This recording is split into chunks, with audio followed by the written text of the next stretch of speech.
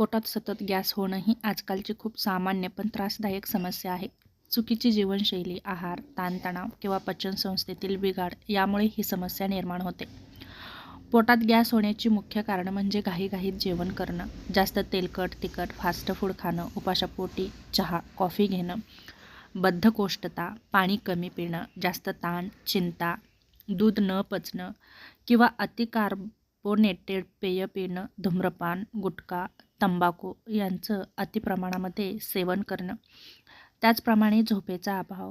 गॅसची लक्षणं म्हणजे पोट फुगल्यासारखं वाटणं, छातीत जडपणा, पोटात कुरकुर आवाज येणं, ढेकरा येणं, पोटदुखी होणं यासारखी लक्षणे पोट फुगल्यानंतर दिसतात. त्याचप्रमाणे आंबटपणा जाणवतो, छातीत जळजळ जाणवते, भूक लागत नाही. पोटातील गॅस कमी करण्यासाठी तुम्ही काही उपायही घरी करू शकता. पहिलं महत्त्वाचं म्हणजे आहारामध्ये बदल करा, जेवण हळूहळू करा आणि शांतपणे करा. आणि मेन महत्त्वाचं म्हणजे वेळेवर जेवण करण्याची सवय लावून घ्या आणि जास्त भाजीपाला, फळे, फायबरयुक्त अन्न घ्या. भातापेक्षा ज्वारी, बाजरी, नाचणी यांचा आहारामध्ये समावेश करा. रात्रीचं जेवण हलकं ठेवा आणि ते जेवण 7च्या अगोदर नक्की करण्याचा प्रयत्न करा. जंक फूड आणि पॅकेज्ड अन्न नक्कीच टाळा.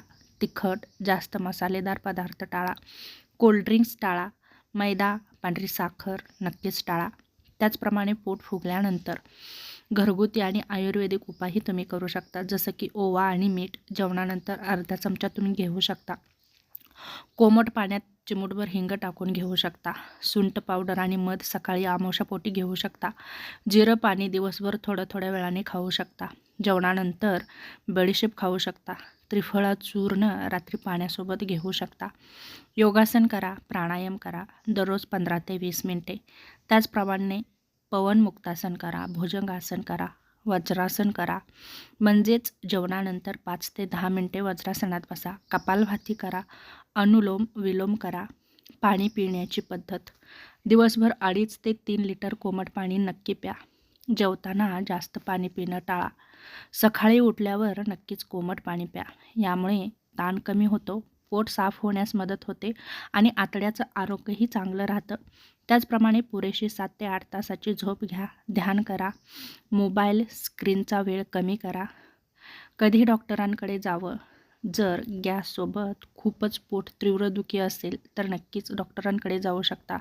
किंवा सतत उलटी होत असेल, वजन अचानक कमी होत असेल, रक्तस्राव होत असेल किंवा अनेक दिवस आराम न मिळाल्यासारखं जर तुम्हाला वाटत असेल तर तुम्ही नक्कीच डॉक्टरांकडे जाऊ शकता. पोटातील गॅस ही सवय बदलल्याने पूर्णपणे नियंत्रणात येणारी समस्या आहे.